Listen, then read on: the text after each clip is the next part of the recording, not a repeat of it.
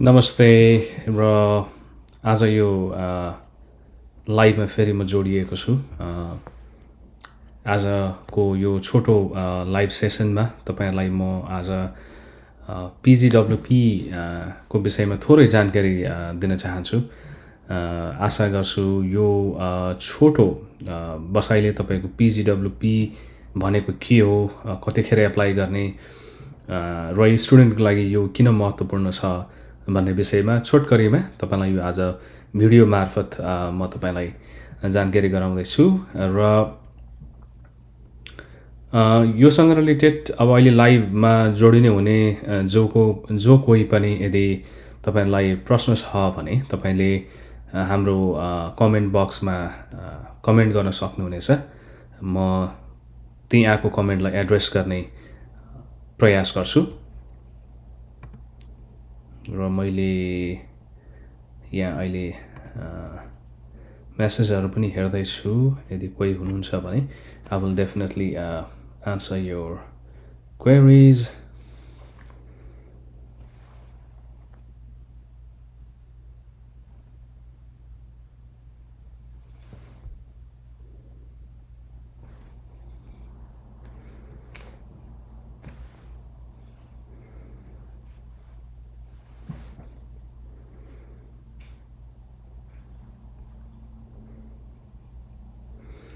यो थोरै टेक्निकल समस्या आइरहेको जस्तो लाग्दैछ, किनभने आजबाट यो नयाँ प्लेटफर्मबाट मैले यो लाइभ गर्दैछु र यो टेस्टिङ पनि हो।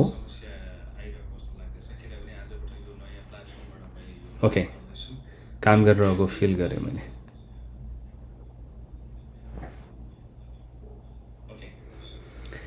तपाईँले मलाई सुनिराख्नु भएको छ भने र मेरो भिडियो स्ट्रिमिङ चाहिँ सही आइरहेको छ भने मलाई कमेन्ट बक्समा लेखिदिनु होला। त्यसो हो भने मलाई अलि सहयोग हुन्छ। मैले फिडब्याक पनि यहाँबाट सुनिरहेको छु, आइएम लाइभ भन्ने मैले यहाँ महसुस गरेको छु। 3 मिनट जति भयो लाइभ भएको है।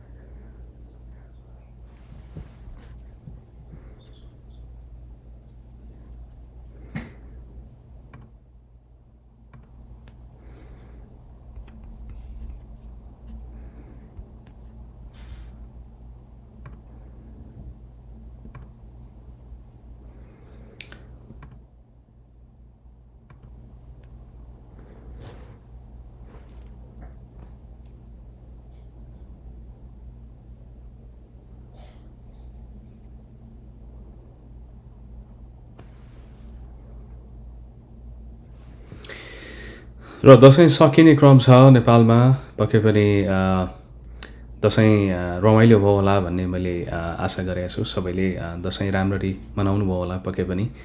र आज अन्तिम दिन हो सायद दसैँको नेपालमा।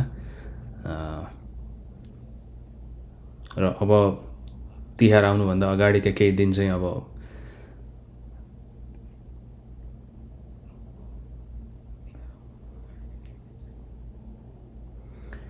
यो र मैले यो तपाईँले भिडियोमा देखिरहनु भएको छ, म चाहिँ एक रजिस्टर्ड कैनेडियन इमिग्रेसन कन्सल्टेन्ट पनि हुँ। मेरो आर नम्बर 709082 र हाम्रो अफिस चाहिँ क्यानाडाको मिसिसागा भन्ने सहरमा अवस्थित छ। 4 over Speck Parkway Mississauga Ontario L4Z1S1 Canada. त्यसै गरी हाम्रो वेबसाइट www.whitebunny'immigration.com र हाम्रो अफिसको फोन नम्बर +13657888866 र वाट्सएप पनि यही नम्बरबाट तपाईँले हामीलाई गर्न सक्नुहुन्छ। र आजको यो बसाइमा म तपाईँसँग पिजिडब्ल्युपी के हो र पिजिपिडब्ल्युपीको बारेमा थोरै जानकारी दिन चाहन्छु। पिजिडब्ल्युपी भनेको चाहिँ के हो बेसिकली भन्दाखेरि यो चाहिँ तपाईँको अहिले तपाईँले यो देखिरहनु भएको जुन छ यो चाहिँ मैले पिजिडब्ल्युपीको बारेमा थोरै जानकारी गराउँछु तपाईँलाई। पिजिडब्ल्युपी चाहिँ एक्चुअली हो के भने पोस्ट ग्रेजुएट वर्क पर्मिट र यो चाहिँ तपाईँको के हो भने बेसिकली जो स्टुडेन्टले क्यानाडा आएर पढ्नुहुन्छ र पढिसके पछाडि उहाँलाई कैनेडियन गभर्मेन्टले चाहिँ काम गर्नको लागि दिने एउटा वर्क परमिट हो। अब यो कति समयको हुन्छ हैन, र विद्यार्थीले कतिचोटिसम्म PGWP एप्लाई गर्न पाइन्छ, यो विविध विषयमा आज छोटो यो भिडियोमा म तपाईलाई समेट्ने प्रयास गर्दैछु। धेरैले सुन्नु भएको छ र जो विद्यार्थी यहाँ पहिले हुनुहुन्छ उहाँले लिएर काम गर्नुभयो होला, यसैको थ्रुबाट PR पनि पाइसक्नु भएको पनि होला हैन। अब यो PGWP भनेको चाहिँ के हो तपाईको भन्नुहुन्छ भने पोस्ट ग्रेजुएट वर्क परमिट। यो आफैमा सेल्फ एक्सप्लेनेटरी छ हैन। If you look at the title itself, post graduate भनेको ग्रेजुएट गरिसकेपछि पाइने वर्क परमिट हो। अब यो चाहिँ प्रोग्राम अनुसार फरक हुन्छ। तपाईको अब if you are applying for a 8 months program, how many years of PGWP you gonna get हैन, that varies. If you applying for 2 years, 3 years, 4 years program, what would be the maximum length of the PGWP given to the students? त्यसकारणले गर्दाखेरि आजको यो बसाइमा म तपाईलाई यी विषयहरुमा address गर्ने प्रयास गर्दैछु। तपाईले मलाई सुनिराख्नु भएको छ र मेरो भिडियो यदि क्लियर छ, स्ट्रिमिङ सही भइरहेको छ भने तपाईले मलाई कमेन्ट बक्समा टाइप गर्न पनि सक्नुहुन्छ, लेखेर टाइप गरिदिनु होला।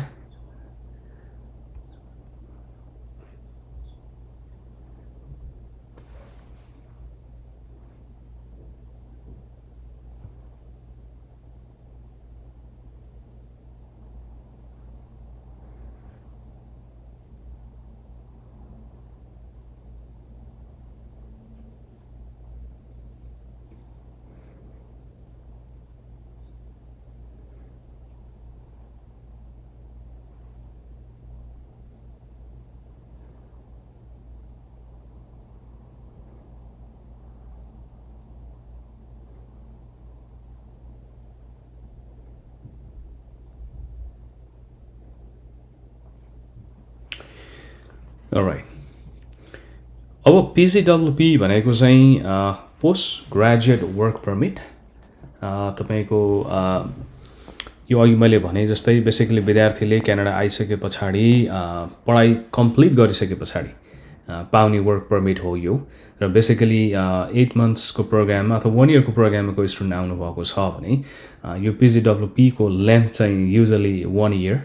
अब त्यो भन्दा माथि तपाईले गर्नुभयो भने 2 years, 3 years, 4 years को प्रोग्राममा आउनुभयो भने अथवा मास्टर्स रिलेटेड प्रोग्रामहरुमा आउनुभयो भने पनि you will be getting 3 years work permit है। त्यसकारणले गर्दाखेरि अब 2 वर्षमा आउने कि 3 वर्षकोमा आउने कि 1 वर्षको प्रोग्राममा आउने कि दैट इज यो कल। तपाईले अब कुन प्रोग्राममा आफुलाई आउँदा सुटेबल हुन्छ आफ्नो अनुसारले तपाईले सिलेक्सन गर्न सक्नुहुन्छ। र अब यो PGWP को विषयमा थोरै अरु के जानकारी दिन चाहन्छु भने जस्तै तपाईले पढाइ सकिसके पछाडि तपाईसँग अब सर्टेन डेज रहन्छ हैन। त्यो दिन भित्रमा 180 डेज भित्रमा चाहिँ तपाईले you will have to apply for यो post graduate work permit. Apply गर्नुपर्छ ग्रेजुएट भएको। तपाईलाई जब इमेल अथवा तपाईलाई फिजिकल कपी आउँछ ग्रेजुएसनको हैन, त्यो पछाडी तपाईले चाहिँ के गर्नुपर्छ भन्दाखेरि you have to apply if you want to go with the work permit हैन म अझै पढ्छु भन्ने हो भने you have to apply for the course हैन। अगाडि नै तपाईले त्यो अनुसारले तयारी गर्नु पर्यो, त्यो अनुसारले प्लान गर्नु पर्यो।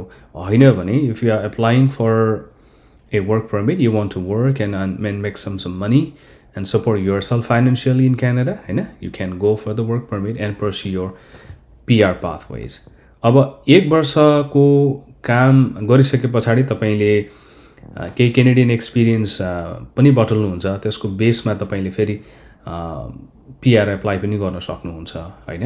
र तपाईले अब 1 वर्षको समय पर्याप्त हुँदैन भने चाहिँ तपाईले फर्दर कोर्स तपाईले लिएर अर्को 1 वर्ष एड गरेर तपाईले 3 वर्षको वर्क परमिट पनि लिन सक्नुहुन्छ।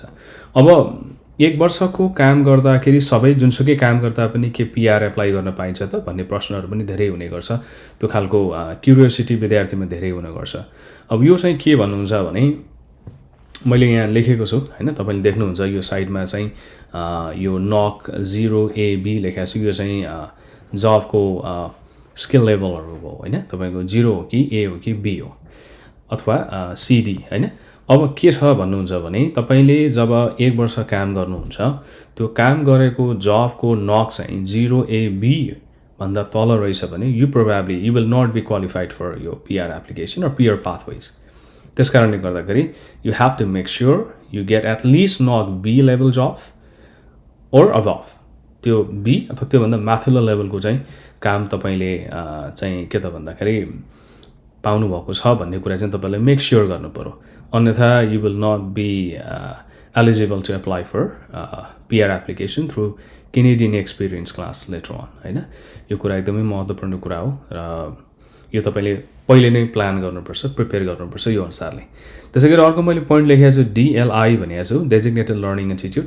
तपाईँले पढिरहेको कोर्स, तपाईँले जुन विद्यालयबाट पढिराख्नु भएको छ अथवा जुन स्कुलबाट, जुन कलेजबाट, जुन युनिभर्सिटीबाट पढिराख्नु भएको छ, you have to make sure is that institution is a member of designated learning institute. If not, you will not be qualified for post graduate work permit. This is very very important होइन. कहिलेकाहीँ अब थाहा हुँदैन स्टुडेन्टलाई, यहाँ आइसके पछाडि they come to know that oh this institution is not the member of designated learning institute. त्यसो हुँदा समस्या हुनसक्छ भोलि तपाईँलाई. त्यस कारणले गर्दाखेरि you have to be very very careful on this particular thing है. 180 डेजको मैले अघि नै भनिहालेँ, यो चाहिँ विन्डो हो. You have to apply within that and यो study permit has to be valid when you apply for it. अब यो अघि नै मैले भने 1 year 2 year 3 year होइन. अब तपाईँले 8 months को प्रोग्राममा आउनुभयो भने you will be getting a 1 year PGWP अथवा 1 वर्षको प्रोग्राममा आउनुभयो भने र 2 and more होइन, त्योभन्दा माथि आउने हो भने तपाईँले 3 years को चाहिँ पोस्ट ग्रेजुएट वर्क पर्मिट पाउनुहुन्छ. अब मैले एक दुईवटा कुराहरू यहाँ यो गभर्मेन्टको साइडबाट तपाईँलाई देखाउँछु. जस्तै यहाँनिर तपाईँले देख्न सक्नुहुन्छ this is the eligibility criteria if you are already in Canada and you want to apply for a postgraduate work permit, and there is there is an information here. If you see, यहाँ देख्नुहुन्छ तपाईँले change it to the post graduation work permit starting September 1st 2023. Eligibility criteria will change for certain programs at some designated learning institution in Quebec भनेको छ. यो चाहिँ विशेष Quebec लागि हो होइन. अब यहाँनिर you can apply for post graduation work permit from inside Canada as long as you are eligible. So you have up to 180 days after you graduate to apply for a PGWP. When you apply, you must confirm the following things, right? The first thing, that you attended and completed your program. That means you have to make sure you have passed or you have completed your studies, right? You'll be getting an email or you'll be getting a physical letter stating that you have successfully completed your course that you have done in Canada, right?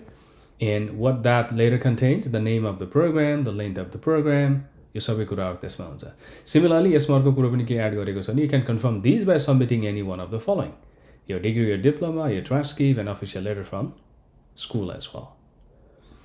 So the other thing is, see, this is very important again here. Don't let your status expire while you wait for your marks. This is another important thing the student has to keep in mind, right?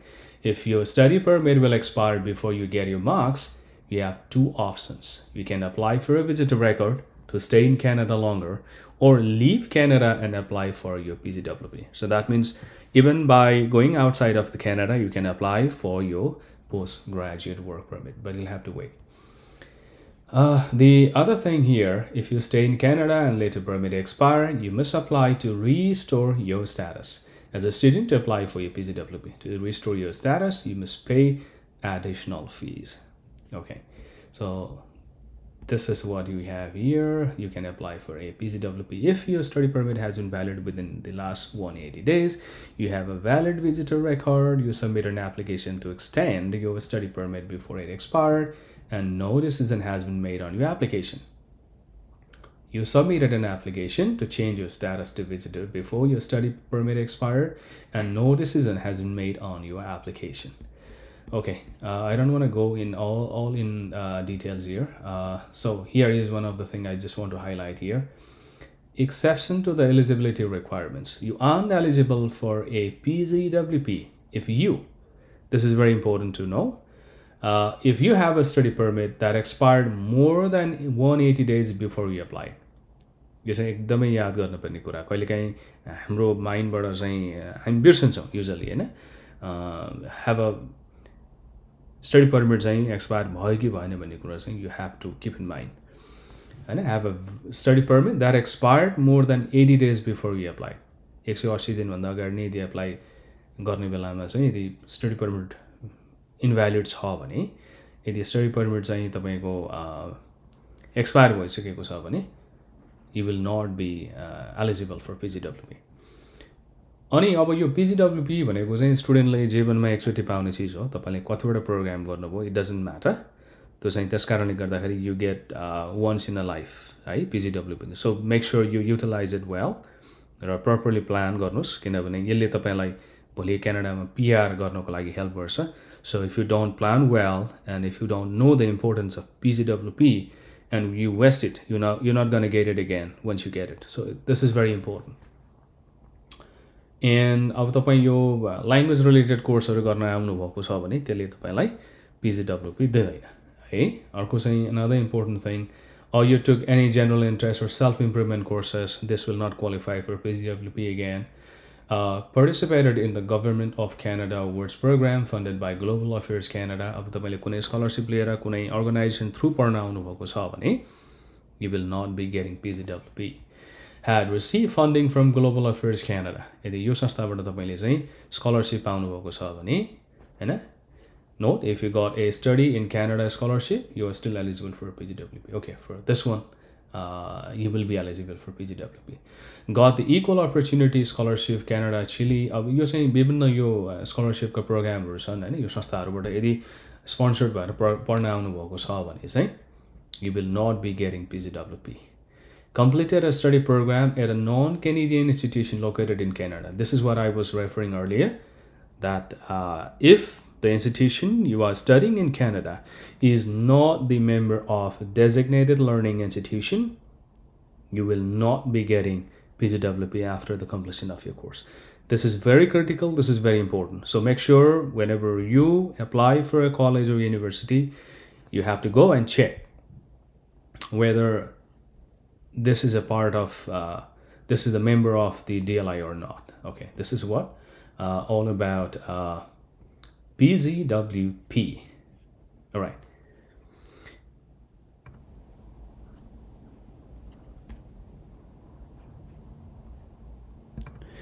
अब यो आजको चाहिँ test मैले यो नयाँ कुनै एउटा प्लेटफर्मबाट तपाईँलाई यो लाइभ स्ट्रिमिङ गरिराखेको छु र कस्तो रह्यो यो यो भिडियो कस्तो आयो क्वालिटी कस्तो छ यसको विषयमा पनि तपाईँले मलाई कमेन्ट गरेर चाहिँ सहयोग गरिदिनु होला र आगामी दिनहरुमा यसलाई म अझै परिष्कृत र अझै यसको क्वालिटी मेन्टेन गर्ने र यसलाई इम्प्रुभ गर्ने म प्रयास गर्नेछु Thank you so much for being with us in this short live. We'll be presenting you more other immigration related and study related videos for you.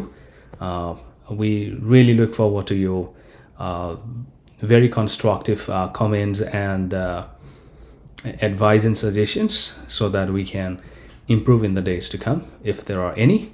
Thank you so much for watching this live and being with us.